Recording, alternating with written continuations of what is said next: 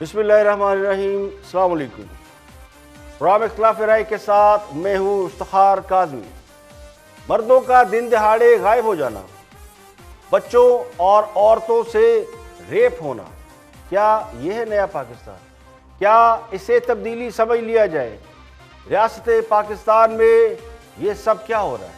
हुकूमत को सियासी लड़ाइयों से फुर्सत नहीं, अवाम को महंगाई और बेरोजगारी ने मार रखा है। चोर खुलेआम लूट रहे हैं, घूम रहे हैं, डाकू मजे कर रहे हैं, और कोई एहतजाज करे, कोई बात करे, कोई कुछ कहे तो उसका आता पता नहीं मिलता वो कहाँ गया है।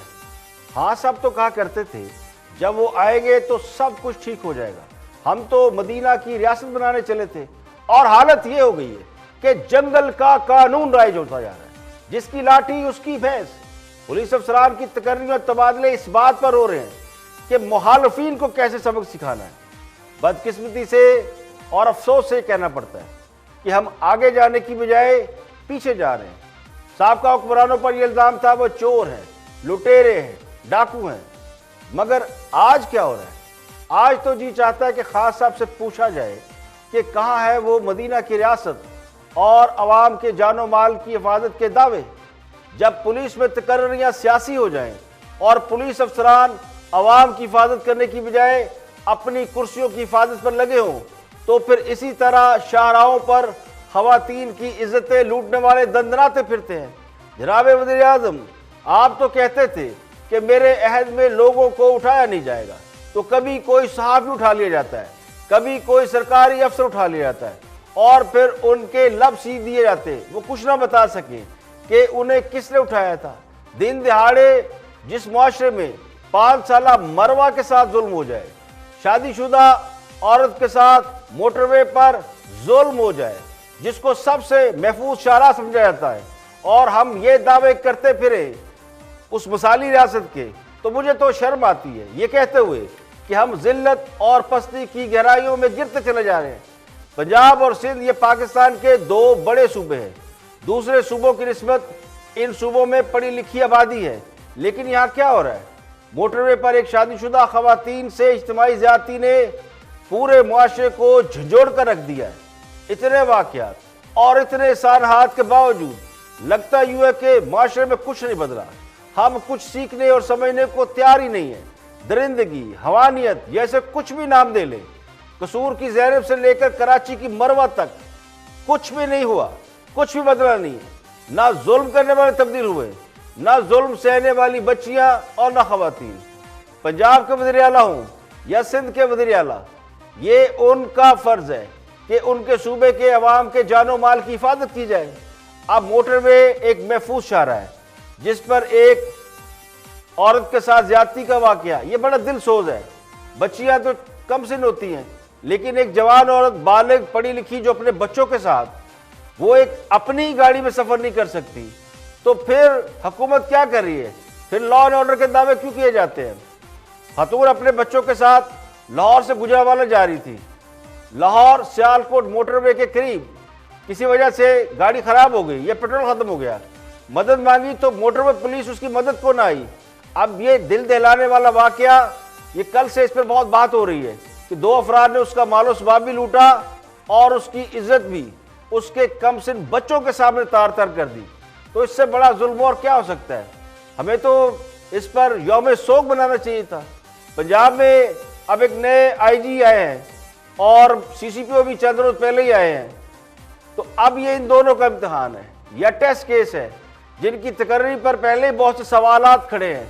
तो सीसीपीओ लाहौर तमाम तनाज़ात के बावजूद मेरे नज़दीक उनके दबंग पुलिस अफसर होने का तासुर कायम हुआ है, तो अब उन्हें इसी तासुर को कायम रखना है। अब खान साहब ने 2 साल में मुल्क को पता नहीं क्या क्या बनाने के दावे किए, तो उन दावों को अगर एक तरफ रखें, ये जो सब कुछ हो रहा है मुआशरे में, इसके बारे में क्या कहा जाए? यानी अवाम की मुआशी हालत पहले से ज़्यादा ख़राब है, और जब मईशत ख़राब होती है तो जुर्म बढ़ता है। ये बात किसी को समझ नहीं आती। जब बार बार ये कहते हैं कि मईशत ठीक करें, सबसे पहले मईशत पर फोकस करें। अगर मईशत ठीक होगी तो लोगों की बाइंग पावर या लोगों के पास खाने पीने के लिए कुछ होगा, लेकिन जब मुआशी हालत पहले से ज़्यादा ख़राब हो जाएगी तो बेरोज़गारी बढ़ेगी, जिनको खाने पीने के लाले पड़े होंगे तो वो जुर्म करेंगे। तो ये जो जराइम में इजाफा हो रहा है, कराची में भी स्ट्रीट क्राइम बढ़ गया है, बच्चों के अगवा की वारदातें बढ़ गई है, पंजाब में भी यही हालात है। इन बदतरीन हालात में जब कराची बारिशों से तबाह हो चुका है, वहां से स्ट्रीट क्राइम के में खौफनाक हद तक इजाफे की इतलात है। पंजाब में हालात उससे भी बुरे हैं। अब थानों में भी सुनवाई नहीं होती। इससे पहले थानों में कोई ना कोई चेक एंड बैलेंस होता था। अब पुलिस पर अवामी नुमाइंदों का दबाव तो रहा नहीं, साथ ही चेक एंड बैलेंस भी चला गया। अब उन्हें कोई पूछने वाला नहीं है। तो जो कुछ मोटरवे पर हुआ वो वारदात वज़ीर आला पंजाब के लिए भी एक बहुत बड़ा टेस्ट केस, और मैं समझता हूँ अब तक जब से वो वज़ीर आला बने हैं ये सबसे बड़ा टेस्ट केस है कि वो साबित करें कि वो वाकई सूबे के हुक्मरान बनने के लायक है या नहीं। और सरेंडर किए बगैर साबिक वज़ीर नवाज शरीफ को रिलीफ मिलेगा या नहीं, इसका फैसला 15 सितंबर को होगा। अदालत ने नवाज शरीफ को अल अज़ीज़िया रेफरेंस में मफरूर करार देने से पहले कानूनी नुकात पर मावनत का फैसला करते हुए 15 सितंबर को दलाइल तलब कर लिए। अदालत ने कहा कि नवाज शरीफ ने सरेंडर नहीं किया, हम उन्हें कोई इस्तिस्ना नहीं दे रहे, सिर्फ कानूनी निकात पर दलाइल के लिए उनके वकील ख्वाजा हारिस को वक्त दे रहे हैं। ख्वाजा हारिस ने कहा कि वक्त दिया जाए, अगर कोई कानूनी निकात पर मावनत न कर सका तो सरेंडर पर नजरसानी की दरख्वास्त वापस ले ली जाएगी। इस्लामाबाद हाई कोर्ट के जस्टिस आमिर फारूक की सरबराही में 2 रुकनी बेंच ने अल अज़ीज़िया रेफरेंस में नवाज शरीफ की सजा के खिलाफ अपील की समाअत की। नायब प्रोसिक्यूटर जहाज भरवाना ने अदालत से कहा कि अदालत के सरेंडर करने के गुज़श्ता हुक्म पर नवाज शरीफ ने अमल नहीं किया। अब वो तोशाहाना रेफरेंस में इश्तिहारी करार दिए जा चुके हैं तो उन्हें कोई रिलीफ नहीं दिया जा सकता। जस्टिस आमिर फारूक ने रिमार्क्स दिए कि एक और मुकदमे में जो इश्तिहारी करार दिया जा चुका हो उसका हमारे सामने दरख्वास्त पर क्या असर होगा, उसकी कानूनी हैसियत क्या होगी, इसे देखना होगा। फरीद मुशर्रफ केस में अदालत करार दे चुकी है कि मफरूर को सरेंडर से कबल नहीं सुना जा सकता। नसीबुर रहमान केस का भी हवाला दिया गया जिसमें कहा गया कि नसीबुर रहमान केस में सुप्रीम कोर्ट भी मफरूर को रिलीफ के लिए गैर हकदार करार दे चुकी है। नवाज शरीफ के वकील ख्वाजा हारिस ने कहा कि हमने गुज़श्ता समाअत पर नुमाइंदा मुकर्रर करने की दरख्वास्त की थी। जस्टिस आमिर फारूक ने कहा कि अगर नुमाइंदा भी मुकर्रर करना है तो क्यों ना आपको ही मुकर्रर कर दिया जाए। नवाज शरीफ को मफरूर करार देने के हवाले से हम कानूनी कार्रवाई आगे बढ़ाते हैं। जस्टिस मोहसिन अख्तर कियानी ने इस्तफसार किया कि अपनी मालूमात के मुताबिक बताएं कि क्या नवाज शरीफ हॉस्पिटल में दाखिल है। ख्वाजा हारिस ने जवाब दिया कि नवाज शरीफ किसी अस्पताल में जेर इलाज नहीं। अदालत ने रिमार्क्स दिए कि नवाज शरीफ बरतानिया और डॉक्टर अमेरिका में हैं, क्या जुबानी इलाज किया जा रहा है। जस्टिस मोहसिन अख्तर कियानी ने रिमार्क्स दिए अगर कोई अस्पताल में दाखिल हो तो फिर बात अलग होती है। ख्वाजा हारिस ने कहा आप पहले मेरी दरख्वास्त सुन लें, मैं चाहता हूं कि अपील सुन ली जाए। जस्टिस मोहसिन अख्तर कियानी ने कहा इसके पहले कि हम उन्हें मफरूर डिक्लेयर करेंगे और फिर अपील सुनेंगे। एडिशनल अटॉर्नी जनरल ने नवाज शरीफ की अदम हाजिरी पर वफाकी हुकूमत का मौक़िफ़ पेश करते हुए कहा कि नवाज शरीफ की मेडिकल रिपोर्ट्स अधूरी हैं, नामुकम्मल हैं। पंजाब हुकूमत उनकी जमानत मुस्तरद कर चुकी है। अदालत ने पूछा कि नवंबर के बाद क्या हुकूमत ने नवाज शरीफ की सेहत से मुतल्लिक जानने की कोशिश की। Additional attorney general Tariq Khokhar ने जवाब दिया कि हमने मालूम नहीं किया क्योंकि वो हॉस्पिटल में दाखिल ही नहीं। ख्वाजा हारिस ने कहा कि अंडरटेकिंग में वाज़ेह लिखा है हाई कमीशन के नुमाइंदे के जरिए नवाज शरीफ की सेहत का जायजा लिया जाएगा। जस्टिस आमिर फारूक ने कहा वफाकी हुकूमत ने इससे मुतल्लिक कभी कोई कोशिश ही नहीं की। तो केस की मज़ीद समाअत अब 15 सितंबर को होगी, जबकि एवन फील्ड रेफरेंस में साबिक वज़ीर आज़म नवाज शरीफ के लिए एक और मुश्किल खड़ी होगी। नैब ने नवाज शरीफ की जमानत मनसूखी के लिए इस्लामाबाद हाई कोर्ट में दरख्वास्त दायर कर दी है। नैब की दरख्वास्त में कहा गया है कि Nawaz Sharif Avon field reference में सजा याफ्ता और अदालत से मफरूर हैं। एवन फील्ड रेफरेंस में नवाज शरीफ की जमानत मनसूख करके उनकी गिरफ्तारी की इजाजत दी जाए। सेक्रेटरी दाखिला और खारजा को कानून के मुताबिक जिम्मेदारियां अदा करने का हुक्म दिया जाए। नैब की दरख्वास्त में कहा गया है कि इस्लामाबाद हाई कोर्ट ने 2018 में एवन फील्ड रेफरेंस में नवाज शरीफ की जमानत मंजूर की थी और अदालत ने नवाज शरीफ की सजा मुअत्तल की थी, जबकि सुप्रीम कोर्ट ने भी नवाज शरीफ की सजा मुअत्तली का हाई कोर्ट वाला फैसला बरकरार रखा था। ताहम नवाज शरीफ ने सजा मुअत्तली और जमानत की रियायत का गलत फायदा उठाया है।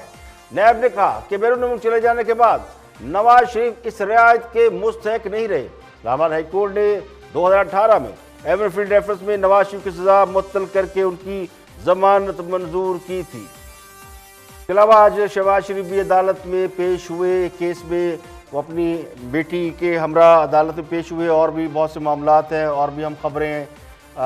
पंजाब पुलिस के अफसरान नाराज़ हैं नए CCPO की तकर्री पर, और क्या हुआ एक अहम इजलास में, वो भी आपके साथ शेयर करेंगे एक ब्रेक के बाद।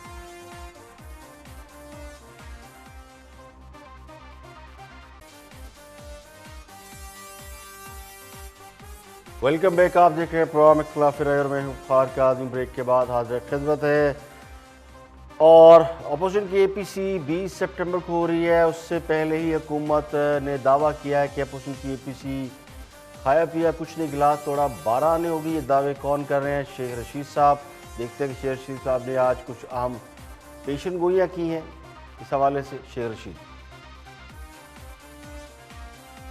आज ही से APC और रैबर कमेटी की नाकामी का ऐलान करता हूँ। ये टेंटा फिश होगी, इसमें कोई जान नहीं है। इमरान खान का ये कुछ नहीं बिगाड़ सकता। और बाकी नवाज शरीफ साहब ने नहीं आना था, आज उन्होंने साबित कर दिया कि वो पिछले 10 महीनों से सैर और तफरी तो कर रहे हैं, लेकिन वो यहाँ आने के लिए तैयार नहीं हैं। और सारी सियासत जो है अब वो मरियम साहबा की सिर्फ ये है कि उन्हें भी लंदन जाने दिया जाए। मैं पेशन गोई करता हूं कि अनकरीब ये 30 दिसंबर तक, मैं पहले कह चुका हूं, इनके बुरे हालात होंगे अपोजिशन के। और जो ये समझ रहे हैं कि इमरान खान के बुरे हालात होंगे, वो सुन रखें कि नून लीग और पीपल्स पार्टी के बुरे हालात होंगे। और मौलाना साहब सिर्फ और सिर्फ जलसा खेलेंगे। ये सारी APC जलसे करेगी, कोई ऐसा बड़ा कदम नहीं उठाएगी जो पाकिस्तान की सियासत पे हावी हो या पाकिस्तान में इमरान खान की हुकूमत को नुकसान पहुंचा सके। कि नून लीग से शहबाज लीग यानी शीन लीग इंशाअल्लाह अलग होगी, वो अपना अलग ग्रुप बनाएगी और 30 दिसंबर से पहले शेर शी ने दावा ये किया है कि 30 सितंबर से पहले नून लीग से शीन लीग यानी शहबाज शरीफ ग्रुप नवाज शरीफ ग्रुप से अलग हो जाएगा। अब शेख साहब का ये दावा कोई नया नहीं है, बहुत पुराना दावा है, लेकिन अब उन्होंने बाकायदा एक तारीख दे दी है। तो उसकी वजह ये है कि एक और तारीख रास्ते में खड़ी है और वो ऑल पार्टीज कॉन्फ्रेंस है। 20 को ऑल पार्टीज कॉन्फ्रेंस होनी है और इन्होंने डेट दे दी है 30 की। तो देखा जाए तो शेख साहब ये कह रहे हैं कि 20 से 30 के दरमियान मुस्लिम लीग नून टूट जाएगी। अब शेख साहब ने मुखालफिन की सफ़ों में जो दरारें डालने के लिए शुरली छोड़ी है, 99% चांस तो ये है कि शुरली पहले की तरह ठुस हो जाएगी। 1% मार्जिन दे दिया जाए, क्योंकि अक्सर उनके क्याफे दुरुस्त भी साबित होते हैं। मुस्लिम लीग नून में धड़ेबंदी शेख साहब की दरीना ख्वाहिश है। बचपन की ख्वाहिश इसलिए नहीं कह सकते क्योंकि बचपन तो उनका खुद नून लीग में गुजरा, जवानी थोड़ी नून लीग में, थोड़ी मुशर्रफ के साथ गुजर गई। अब बुढ़ापे में खान साहब ही वहाद और अकलौता सहारा रह गए, तो उनकी हुकूमत को बचाना शेख साहब की अखलाकी और सियासी जिम्मेदारी है। अब वो ये तो नहीं कह सकते कि 20 सितंबर को APC बड़ी कामयाब होगी, अपोजिशन हुकूमत गिरा देगी। चूँकि वो हुकूमत में है तो हुकूमत को डिफेंड करना उनका काम है। लेकिन जो मुस्लिम लीग नून और पीपल्स पार्टी के लिए वो बुरे वक्त की शुनीद दे रहे हैं, वो यकीनी तौर पर उस बात की तरफ भी इशारा करता है कि कहीं ना कहीं हुकूमत अपोजिशन की ऑल पार्टीज कॉन्फ्रेंस को लेके परेशान ज़रूर है और उसे टैपटास यानी ज़बूताज करने का इरादा रखती है। क्योंकि धमकियाँ उसी वक्त दी जाती है जब कोई डर या खौफ मौजूद हो। तो पहली बार मुझे भी यूँ लग रहा है कि अपोजिशन भले कितनी कमज़ोरी क्यों ना हो, APC की वजह से हुकूमत परेशान ज़रूर है। अगर बात जलसों तक ही महदूद रहे तो मेरा गुमान ये है कि अपोजिशन ने अगर एक भी बड़ा जलसा कर लिया तो फिर कहानी बहुत मुख्तलिफ हो जाएगी। आगे बढ़ेंगे और गुफ्तगू कर रहे हैं इरशाद भट्टी। ऑफ द रिकॉर्ड में नवाज शरीफ के हवाले से खासी परेशानी है उनको कि वो क्यों गए, कहाँ गए, उसकी तहकीक व तफ्तीश किया हमारे दोस्त इरशाद भट्टी साहब ने। इन्वेस्टिगेटिव जर्नलिस्ट तो नहीं है, लेकिन काम अब वो इन्वेस्टिगेटिव जर्नलिस्ट वाला भी कर रहे हैं। देखते हैं क्या फरमाते हैं इरशाद भट्टी साहब। मैं बस सदे अदब बुखारी साहब से, बिलीव मी, 10 बंदों से पूछा, नाम ना पूछिएगा प्लीज, मैं नहीं बता सकता, खुदा की कसम, मैं अल्लाह को हाजिर नाजर जान के कहता हूँ, 10 बंदों से पूछा, आपने जाने दिया था, आप इस डील में शामिल थे, खुदा की कसम उठा के कह रहा हूँ, आज पहली दफा आपके प्रोग्राम मुझे उन्होंने कहा कि एक बंदे ने कहा, जो ताकतवर आदमी, उसने कहा कि मेरी वालदा फौत हो गई। मैं कहाँ फौत हुई? कहते हैं मुझे अपनी वालदा की कसम, अगर हम इसमें शामिल हुए, ये सिस्टम की आंखों में धूल झोंक के मीडिया शामिल था इसमें, लम्हा बेलम्हा, हम भी बुनियादी तौर पर जिम्मेदार हैं, लम्हा बेलम्हा शामिल थी, अदालतें शामिल थी, एक ट्वीट शामिल, सोशल मीडिया शामिल था, मुस्लिम लीग का माफिया शामिल था, ये जमातें शामिल थी, सारे इकट्ठे हो गए थे, सर्वाइवल का मसला था ये। जब बंदा एक मेरी वालदा फौत हो गई, मुझे अब माँ से बड़ी कोई नहीं, जब एक बंदे ने कहा, ताकतवर तरीन इस मुल्क के, कि मुझे मेरी मरी हुई माँ की कसम, अगर हम इसमें शामिल हों, मैंने कहा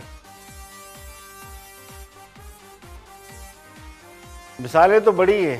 वैसे तो कहते हैं कि नानी ने हसन कीता पैड़ा कीता, करके छड़िया और पैड़ा कीता, यानी उजरे गुनाह बदतरत गुनाह। एक तो गुनाह हो गया, अब उस गलती हो गई, अब उसकी जो वजाहतें दे रहे वो माशाल्लाह है, और वैसे भी कस्में खाने वालों को कोई सच्चा समझता नहीं। लेकिन भट्टी साहब के ताकतवर दोस्तों की बात मान भी ली जाए कि नवाज शरीफ को ताकतवर हल्कों ने बाहर नहीं भेजा, या ताकतवर लोगों ने नहीं भेजा, मीडिया ने भेजा है, सोशल मीडिया ने भेजा है, अदलिया ने भेजा है। तो ये बात भी आंखें खोल देने के लिए काफ़ी है कि राय आमा क्या है। तो फिर तो राय आमा उस फैसले के खिलाफ नजर आती है जिस फैसले के तहत नवाज शरीफ को जेल में डालकर भंगड़े डाले जा रहे थे। इसलिए तो फिर सब ने मिलकर नवाज शरीफ को बाहर भेज दिया।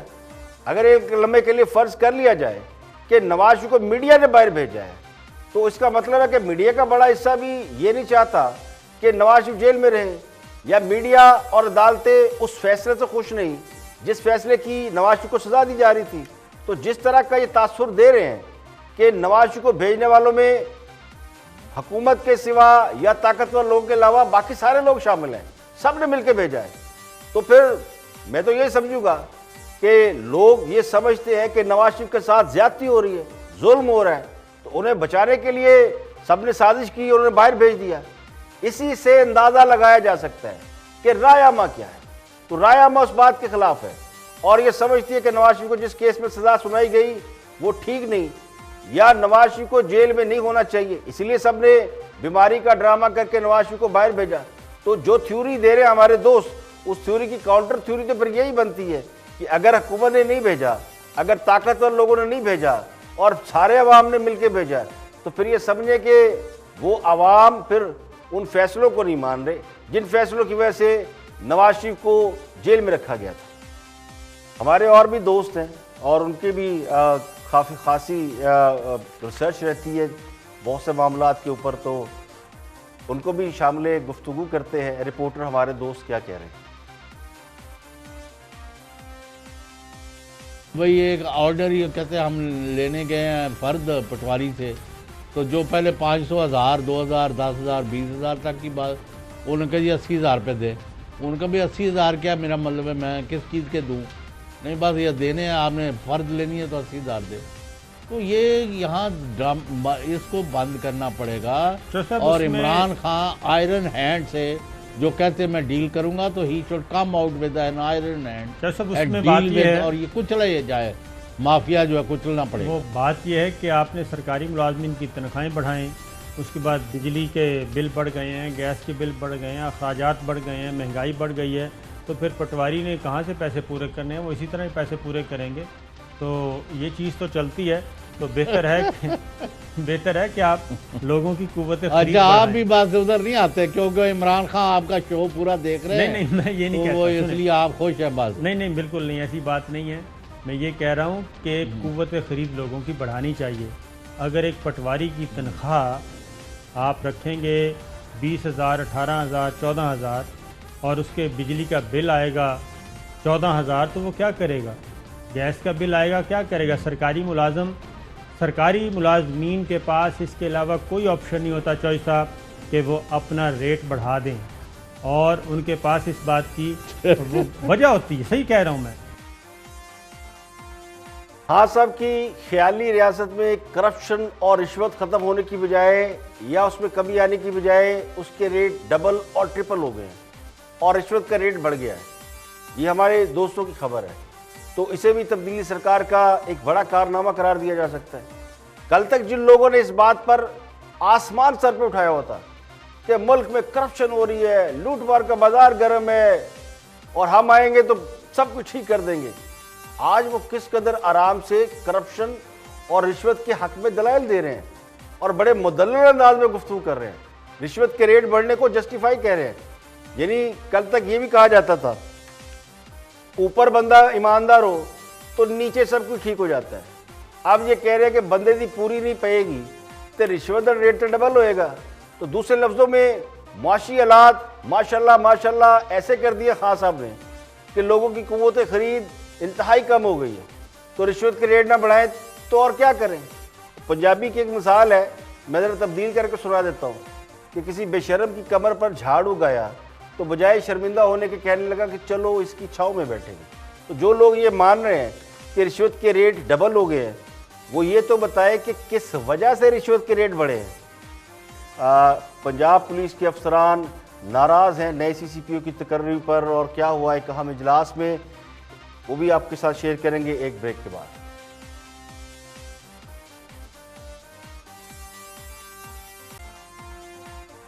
Welcome back. आप देख रहे हैं प्रोग्राम इख्तिलाफ राय और मैं इफ्तिखार काज़मी। सर मुड़ाते ही औले पड़े CCPO लाहौर के खिलाफ 50 से ज़ायद अफसरान ने मुबैना तौर पर बगावत कर दी है। इख्तिलाफ यह है कि पंजाब पुलिस के 50 से ज़ायद अफसरान इस बात पर नाराज़ हैं कि IG पंजाब यानी जो जाने वाले IG हैं शुएब दस्तगीर, उनके खिलाफ CCPO लाहौर ने तौहीन आमेज़ रिमार्क्स क्यों दिए थे।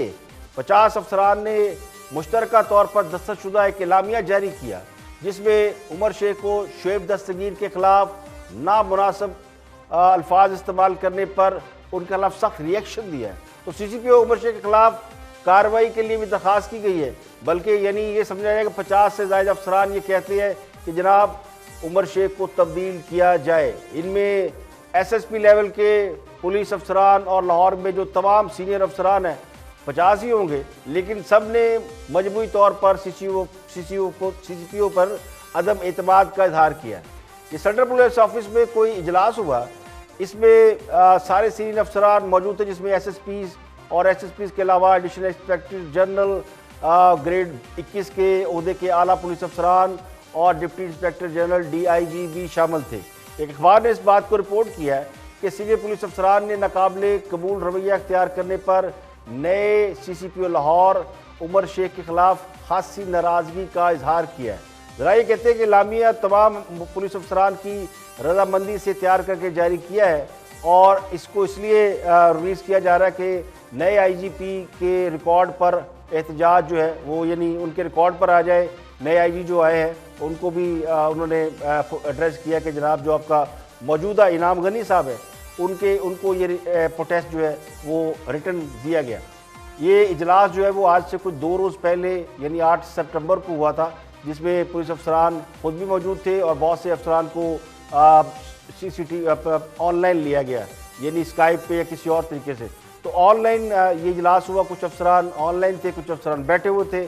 उन सब ने मिलकर उमर शेख की जानिब से जो बदइंतज़ामी पर मबनी रवैया है और पुलिस में जो कमांड का जो ढांचा है और जो उसका डिसिप्लिन है उसके वाले से उसे खासा नेगेटिव करार दिया। तो उस एलामिया के मुताबिक ये कहा गया जी कि उमर शेख साहब ने 30 सितंबर को जब वो CCPO लाहौर बने थे तो उन्होंने पुलिस अफसरान का एक इजलास बुलाया। उस इजलास में उन्होंने बड़े बुलंदोबांग दावे भी किए और अपने IG की बाकायदा उन्होंने बैशिंग की और लाहौर पुलिस के मुतअद्दिद पुलिस अफसरान की मौजूदगी में अपने और दीगर अफसरान के खिलाफ तौहीन अमेज़ और गुस्ताखाना ज़ुबान इस्तेमाल की। और उसकी वजह क्या थी? उसकी वजह थी कि उमर शेख साहब ने ये रवैया इख्तियार किया। उमर शेख साहब ने जो नाराज़गी ज़ाहिर की थी IGP के हवाले से, वो इसलिए थी कि जी IGP ने उन्हें C ग्रेड दिया था। जब उनकी प्रमोशन के लिए इजलास बैठ रहा था, चारों सूबों के IG बैठते प्रमोशन बोर्ड में, तो वो किसी भी पुलिस अफसरान को प्रमोशन के लिए फाइनल करते हैं। तो IG जो मौजूदा तो नहीं, अब वो साबका हो गए, शुएब दस्तगीर, उन्हें फारिग कर दिया गया। उन्होंने इनको C ग्रेड दिया था और कहा था कि इस काबिल नहीं कि अगले ग्रेड में प्रमोट किया जाए।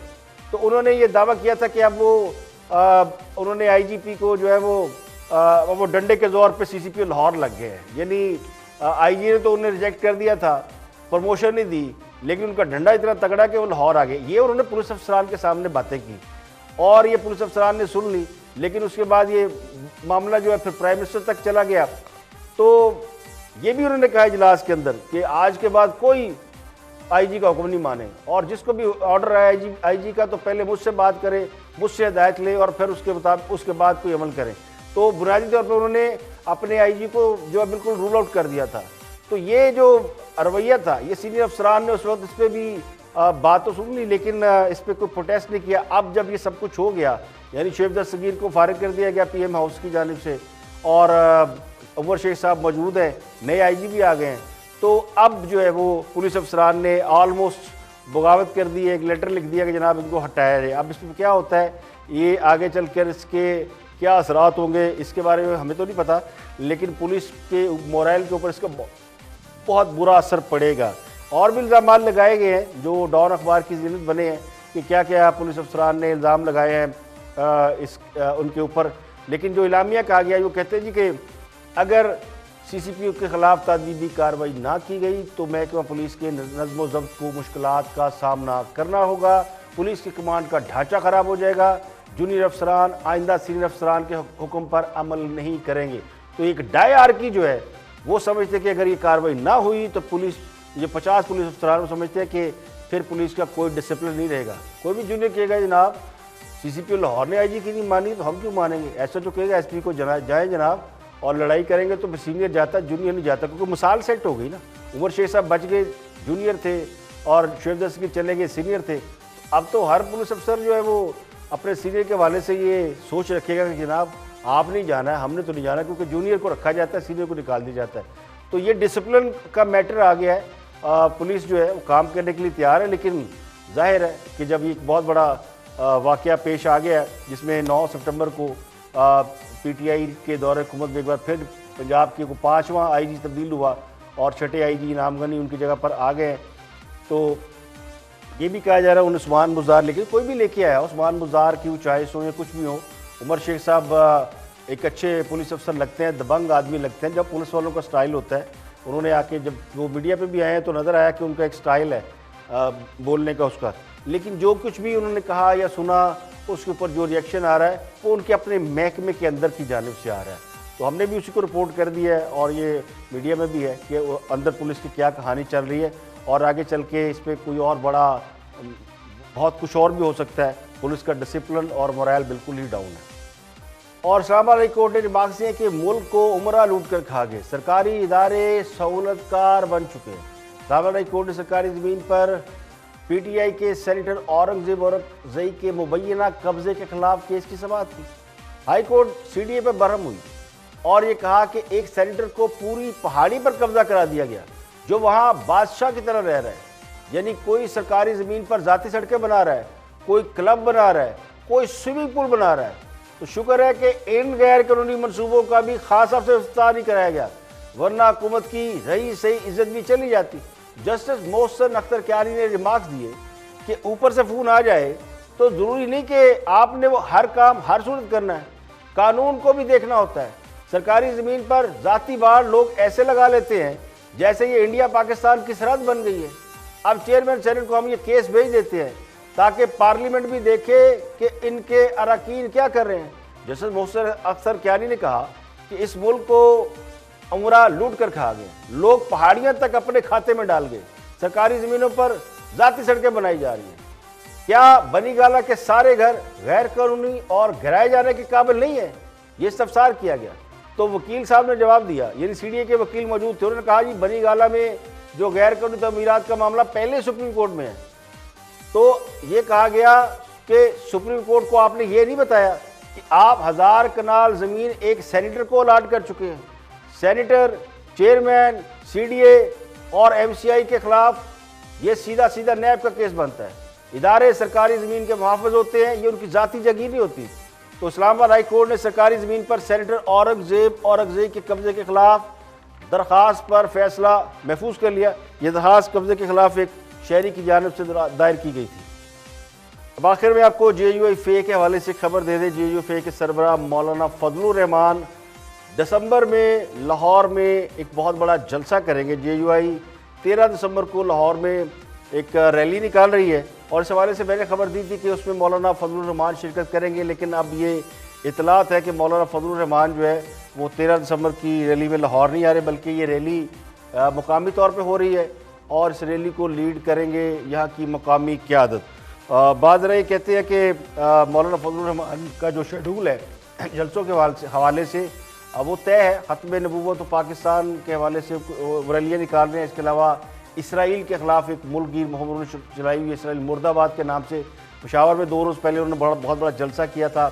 अब वो लाहौर में उनकी मुकामी क़यादत जलसा कर रही है। तो 13 दिसंबर को मौलाना फजलुर रहमान तो लाहौर नहीं आ रहे, वो दिसंबर में लाहौर आएंगे और फिर उसके बाद वो रैली में शिरकत करेंगे। एक और अहम बात यह कि APC हो रही है 20 सितंबर को, तो ज़रा ये कहते हैं कि उस APC के तहत जो शेड्यूल होगा उसके मुताबिक मौलाना फिर जलसे जुलूस या रैलियाँ जो भी होंगी वो निकालेंगे। तो JUI की तरफ से ये वजाहत मैंने चूँकि अपने प्रोग्राम में जिक्र किया था कि वो 13 दिसंबर को लाहौर आ रहे हैं, तो अब क्लियर हो जाए कि मौलाना फजलुर रहमान लाहौर नहीं आ रहे और ये रैली भी जो है वो बिल्कुल मुकामी सतह पर निकाली जा रही है।